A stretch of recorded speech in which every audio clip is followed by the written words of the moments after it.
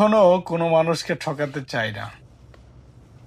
যদি কেউ ভুলবশত আমার জন্য ঠকে যান, যদি কেউ ভুলবশত আমার জন্য ক্ষতিগ্রস্ত হয়ে যান, যদি কেউ ভুলবশত আমার জন্য কারো মনে কষ্ট লাগে, তাদের কাছে ক্ষমা প্রার্থী, ক্ষমা চাই।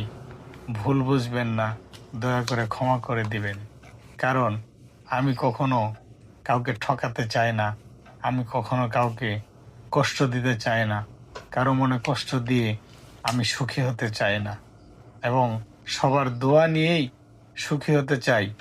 হ্যাঁ, এখানে একটা কথা আছে, সবাই আমাকে দোয়া করবে না, সবাই আমাকে সুখী থাকার জন্য অনুপ্রেরণা যোগাবে না, সবাই আমাকে সান্ত্বনাও দিবে না, সবাই আমাকে সহযোগিতাও করবে না, এটাও সত্য। তারপরেও আমি কারো মনে কষ্ট দিতে চাই না। ভুল করে যদি কেউ কষ্ট পেয়ে থাকেন তো ক্ষমা করবেন, ক্ষমা দৃষ্টিতে দেখবেন। আমিও কারো দ্বারাই যদি কষ্ট পেয়ে থাকি, সেটা ভুলে গেছি, মনে নেই, মন থেকে মুছে গেছে সব কিছু।